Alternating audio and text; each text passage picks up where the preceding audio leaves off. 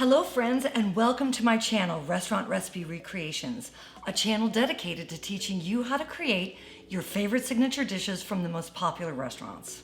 And in this video, I'm going to teach you how to recreate the Parmesan Crusted chicken from Longhorn Steakhouse. And aside from this recipe being extremely popular on the internet, it is also one of my viewer requests. So this video goes out to my viewer LaJoy. Thank you so much for commenting and requesting this video, LaJoy. I hope you enjoy it. What you'll need for this recipe are 4 5-ounce boneless and skinless chicken breasts, melted butter, garlic salt, Parmesan cheese, panko breadcrumb, provolone cheese, and a bottle of your favorite ranch dressing. So let's go ahead and get started with the Parmesan Crusted chicken from the Longhorn Steakhouse. But before we do, I would like to ask that if you're enjoying this channel, if you find this channel fun, informative, but most importantly, if I'm bringing you value for your time by teaching you how to recreate your restaurant favorites, then go ahead and hit that subscribe button for me if you haven't already. And if you have, thank you very much. And if you like this video, feel free to give it a thumbs up as well. All right, so let's go ahead and get into this. The first thing that I'm going to do for this dish is I'm going to marinate the chicken. So I have something that I would like to mention quickly about the marinade in this chicken.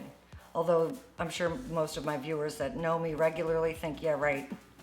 There's nothing quick about her explanations. But whatever, it's my channel, and that's what fast forward is for. So when I present a restaurant recipe on this channel, I do a lot of research because I want it to be the truest version of the restaurant recipe as I can possibly find. And when I was researching this particular recipe, I actually, over several days, was able to dig way down deep into the Longhorn Steakhouse's website, and I found this written recipe on their website. So what I'm showing you today is actually the recipe from their website, identical, except for the fact that they don't mention in the recipe or the preparation anything about marinating the chicken breast first. According to the Longhorn Steakhouse's website, they just start with chicken and then season it with salt and pepper. Now this marinade will basically be all the same ingredients that are in the actual finished dish. However, I just think that the marinated chicken is going to give you a more flavorful and moister chicken when the whole dish is put together and prepared. So it's up to you if you want to just season your chicken breast with salt and pepper like they tell you to do in the Longhorn Steakhouse recipe.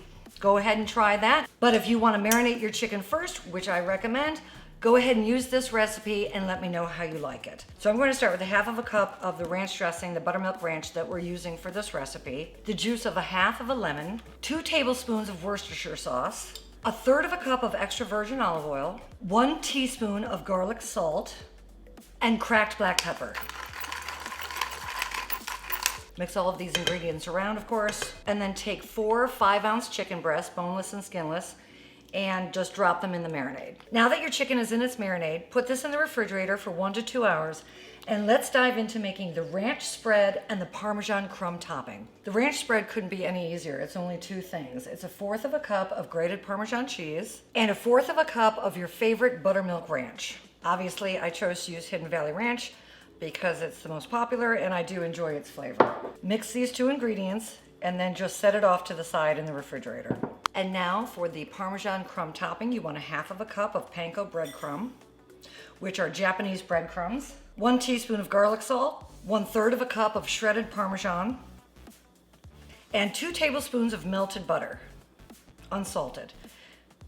And now combine this mixture until the breadcrumb is evenly moistened. Now that your chicken is marinated for at least an hour, preferably 2, go ahead and pull it from the refrigerator. Get yourself a very large saute pan like this one. I love this pan. You can find a link to it in the description bar below. I use it for just about everything. And put your pan on about a medium-high heat. Once your saute pan has come up to temperature, go ahead and add 2 to 3 tablespoons of extra virgin olive oil, depending of course on the size of your pan. Let the oil come up to temp and make sure that it's spread evenly around your saute pan.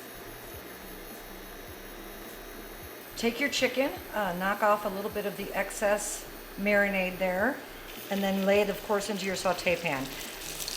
You can work the chicken breast 2 or 3 at a time, depending on the size of your pan. I'm going to just do 2 because I don't want to overcrowd my pan.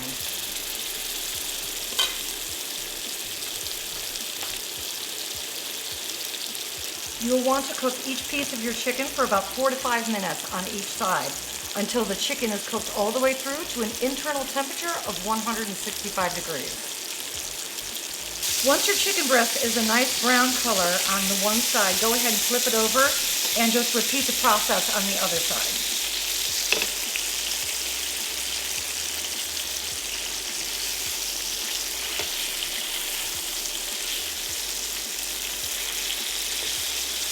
Once your chicken is brown on both sides and thoroughly cooked all the way through, go ahead and put the chicken into a large casserole dish. And then repeat the process with all of your remaining chicken breasts.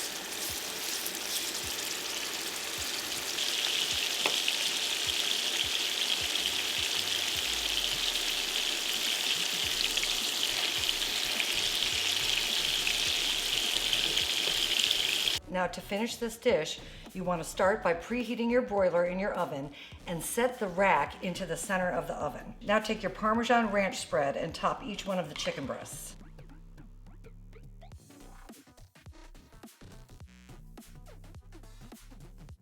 Cover each piece of chicken with 1 slice of provolone cheese,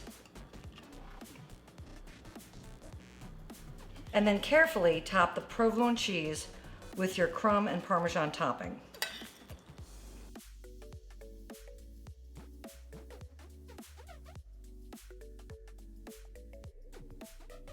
And now place the casserole dish under the broiler until the cheese melts and the crumb topping becomes a nice golden brown. Okay friends, so mine was under the broiler for about 3 to 4 minutes and it's perfect. But you just want to make sure that when you put the chicken and the Parmesan underneath the broiler, crack your oven door and just keep peeking on it because of course you don't want to burn the delicious crumb topping on the top. And the only thing left to do at the very, very end is just to sprinkle it with some fresh minced curly parsley. I like to use curly parsley. Sometimes Italian parsley is good for some things, curly is good for others. So just sprinkle the top with your fresh chopped parsley and then fresh chopped parsley. Oh, I did it, okay. Fresh chopped popped parsley? I don't know, whatever. You get the point.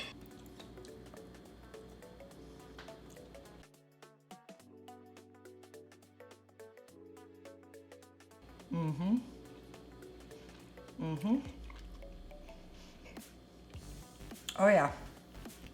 Oh yeah. There's a reason why there are over 500 Longhorn Steakhouses. They know what they're doing. Thanks for watching my video, friends. Thank you, LaJoy, for your recommendation and your request. And if you have a request for a restaurant or a recipe that you would like me to feature, go ahead and drop it in the comments section below. I promise I'll take a look at it. And until I see you all again, everybody, make it an awesome, awesome day. Cheers. I love y'all.